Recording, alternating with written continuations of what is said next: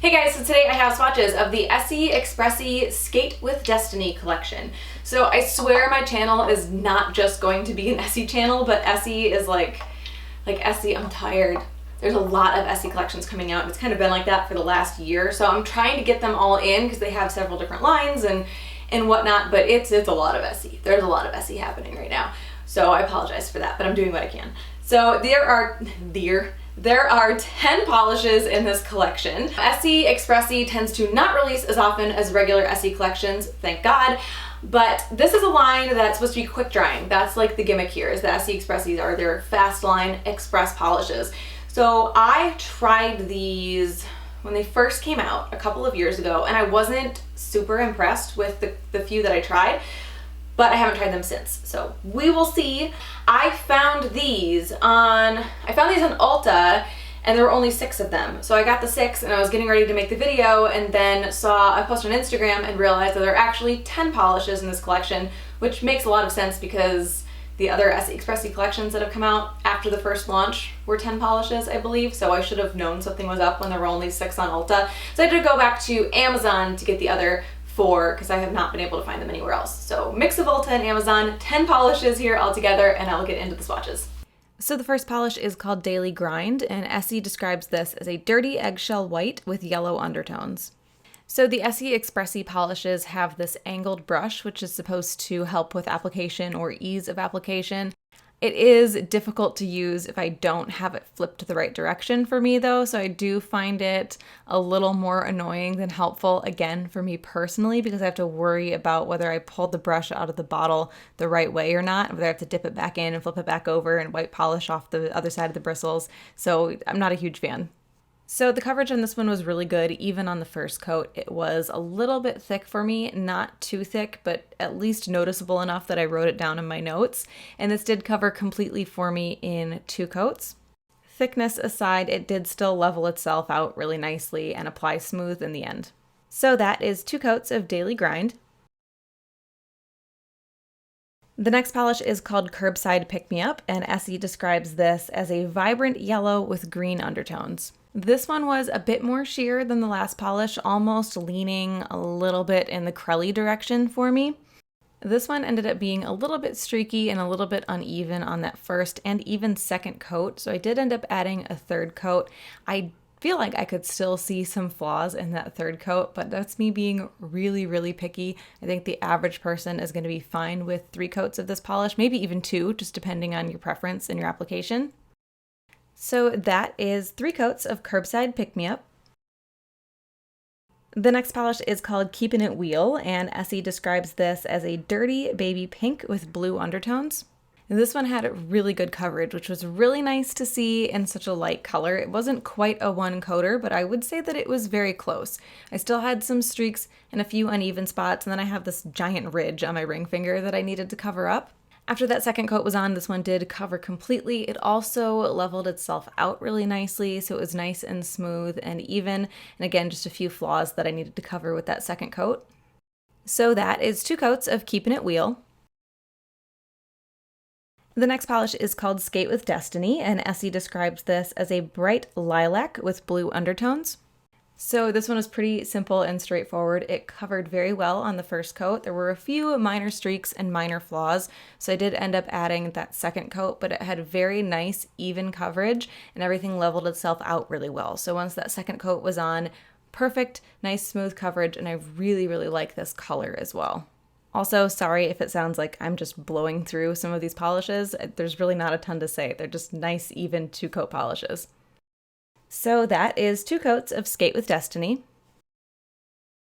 So the next polish is called Just for Kicks, and Essie describes this as a soft gray with green undertones. I would definitely not consider this gray, but maybe that's just me. Like, this is very sagey to me. So this one is a little bit sheer on that first coat, definitely comes off more crelly, if not leaning a little bit jelly, which actually surprised me a little because looking at this shade, I was expecting like a very opaque cream. But despite that surprise finish, this was still completely opaque for me in 2 coats. The second coat covered all of those minor streaks that I had and a little bit of nail line that I had in the first coat. So that is 2 coats of Just for Kicks. The next polish is called Clique, and Essie describes this as a vibrant hot pink with blue undertones. This is another one that was a little squishy looking, like a little more crelly leaning jelly than I was expecting. Although looking back, I feel like I shouldn't have been surprised that a shade like this was a little squishier, because this just seems like a shade that would come off a little more jelly. Regardless, I still only needed 2 coats for full coverage on this one. It built up really nicely despite that slightly squishy finish. So that is 2 coats of Clique. So the next polish is called Bearer of Rad News, and Essie describes this as an electric orange with red undertones. I think I would probably go as far as to describe this one as a jelly. It was very squishy looking and a bit sheer, but also very even, which to me seems a little more jelly-ish than crelly when it doesn't have any streaks but is still a bit sheer. I only needed 2 coats for full coverage with this one, but it was very close to needing 3, so I could easily see you needing 3 coats just depending on your application. But for me, I don't think it was bad enough to really put in the effort of a 3rd coat, and this one also dries significantly darker than it is when it's wet. So that is 2 coats of Bearer of Rad News.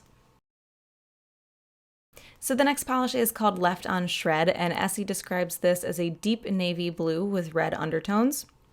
This one is very opaque on that first coat. This could almost be a 1-coater for people. It wasn't quite there for me, but I'm not like super capable of doing just 1 coat anymore. I feel like I always need to add that second. But in a very quick, like I need to get out of the house, get some polish on situation, I could see you getting away with 1 coat for this one. I just had a few little lighter spots. I wouldn't even call them bald spots, just lighter spots that I needed to cover up with that 2nd coat. So that is 2 coats of Left on Shred. The next polish is called All Ramped Up, and Essie describes this as a deep plum with yellow undertones. I very much appreciate Essie putting the undertones in the descriptions of these polishes because I don't have an eye for that. Like, I could not tell you, so it's nice just to be able to have the information in the video and be fairly confident that I'm not wrong. So this was a really easy, smooth 2-coat polish. It had a few lighter spots or bald spots on that first coat, but those did cover up completely with the second. So this is another pretty simple, straightforward, solid 2-coat polish. So that is 2 coats of All Ramped Up. And the last polish is called Streetwear and Tear, and Essie describes this as a Kelly green with blue undertones. This one also seemed to come off a little bit crelly-ish or jelly-ish to me. It had very even coverage, but still a little bit sheer. You could see that nail line, and overall it just had that little bit of a squishy look to it. But that nail line was still covered up for me completely in 2 coats. I had no issues with streaks or bald spots or anything, just an overall sheerness that I needed covered. Again, another very straightforward, solid 2-coat polish. So that is 2 coats of Streetwear and Tear. I have 3 favorites. None of these should surprise anyone because I'm very, very predictable when it comes to which polish is going to be my favorite. So I like SK8 With Destiny. It is this nice periwinkle shade. I think, to me, it looks a little bit more blue, but it definitely has enough purple in it that I would consider it periwinkle. I know that the Pantone color of the year is supposed to be periwinkle. It's very peri, but I have not actually looked at a picture of it next to this bottle of polish, which is hard to tell anyway because phone screens really warp colors. Okay, so the Pantone color looks like it is considerably darker than this, so not quite exact, but I still would consider this slightly periwinkle. I also really like Just for Kicks. It's a nice dusty sage green. I just filmed the intro for the Essie Spring 2022 collection, which would have been up before this, but this is the kind of shade of green, maybe a little bit lighter than this, like a little bit greener. I would have liked to have seen in that Essie collection, so at least I got it, just not in the spring collection. And Curbside Pick-Me-Up is a nice yellow too. I like this because it's kind of sitting in between a pastel yellow and a more sunshiny yellow. I like this cool in-between shade. Cool as in like neat, not cool as in cool toned. But I like this because it's right in between those 2 shades. So that is the Essie Expressie SK8 With Destiny collection. Again, I found those at a mix of Ulta and Amazon. So hope you guys enjoyed this one, and I will talk to you later. Bye.